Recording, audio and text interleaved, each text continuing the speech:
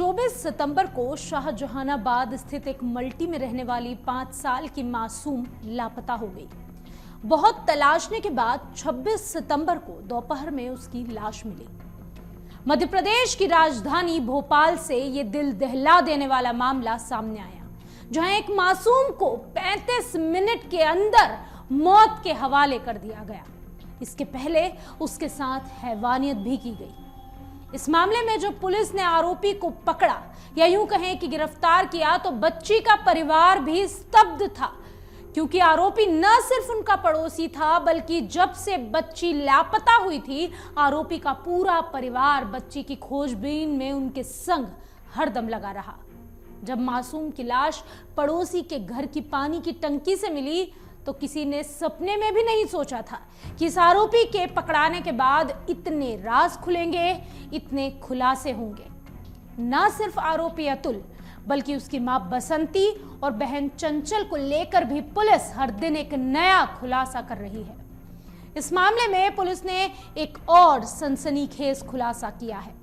नमस्कार, मेरा नाम है कनुप्रिया सत्तन और आप देख रहे हैं अमर उजाला।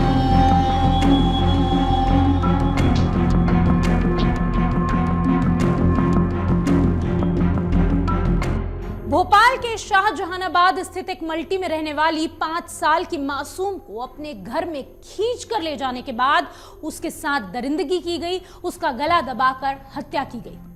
इस कांड को करने वाले आरोपी को पुलिस ने रिमांड पर लिया है। पुलिस उससे पूछताछ कर रही है। 30 सितंबर को इसकी रिमांड पूरी हुई, जिसके बाद भोपाल जिला अदालत में पेश किया गया। इसी बीच उसकी मां और बहन के संबंध में कई खुलासे किए। बता दें कि मां और बहन हत्याकांड में सहयोग करने के लिए जेल में बंद हैं, लेकिन पुलिस की जांच में इन दोनों को लेकर बड़े बड़े खुलासे हो रहे हैं। आरोपी अतुल निहाले की बड़ी बहन, जो उसी मोहल्ले में रहती थी, वो 2 मोबाइल नंबर का इस्तेमाल करती थी और युवतियों की फोटो उससे लोगों को भेजा करती थी। इतना ही नहीं, साथ में उन युवतियों के मोबाइल नंबर भी भेजती थी। पुलिस को यह जानकारी आरोपी चंचल के मोबाइल जांच करके पता चली। इस खुलासे के बाद यह आशंका जताई गई कि चंचल किसी न किसी सेक्स रैकेट गिरोह से जुड़ी हो सकती है या मानव तस्करी गिरोह की भी सदस्य हो सकती है। हालांकि जिन्हें युवतियों की फोटो भेजा करती थी, पुलिस उनसे पूछताछ करने वाली है। वहीं उस मल्टी में रहने वाली कई महिलाओं ने गंभीर आरोप लगाए हैं। महिलाओं ने बताया कि दिन में और रात में भी इस आरोपी के परिवार के घर अनजान मर्द आया करते थे।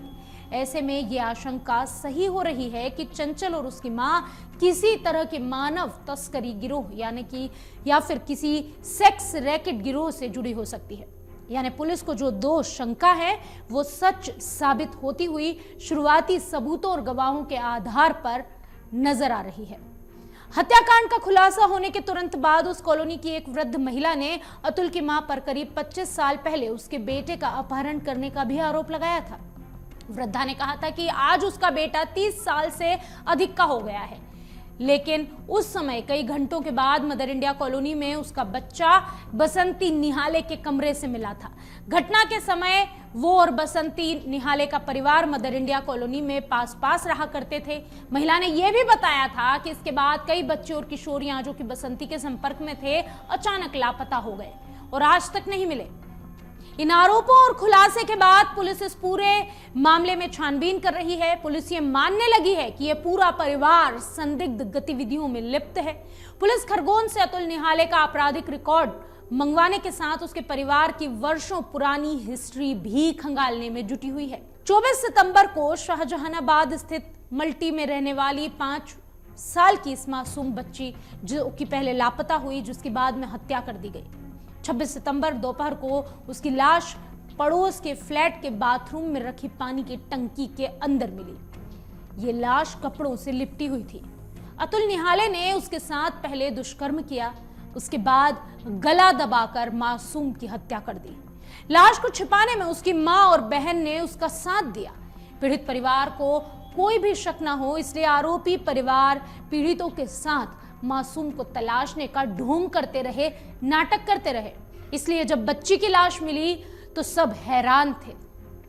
भोपाल के शाहजहानाबाद क्षेत्र में 5 साल की इस मासूम बच्ची के साथ दुष्कर्म करने के बाद हत्या करने वाले आरोपी को पीड़ित परिवार सहित पड़ोसी भी अब फांसी दिए जाने की मांग कर रहे हैं।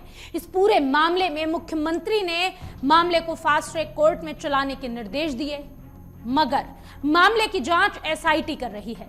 मध्य प्रदेश में मासूम बच्चियों से दुष्कर्म और उसके बाद हत्या करने वाले दरिंदों को फांसी की सजा दिए जाने के कानून को बनाया गया है, लेकिन सजा किसी को नहीं मिल पाई है। अब तक करीब 22 ऐसे मामले प्रदेश में आए हैं जिनमें आरोपियों को निचली अदालत से फांसी की सजा तो सुनाई जा चुकी है, लेकिन दरिंदों ने ऊपरी अदालतों में प्रकरण दायर किए हैं और सजा नहीं मिल सकी है। पॉक्सो एक्ट लागू होने के बाद भी देश भर में बच्चियों से दरिंदगी करने वालों को फांसी की सजा का प्रावधान लागू है।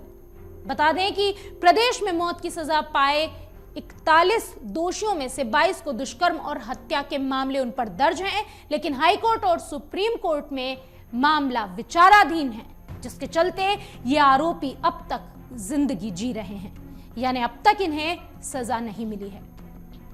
बच्चियों के साथ दरिंदगी करने वाले इन आरोपियों को क्या सजा दी जानी चाहिए?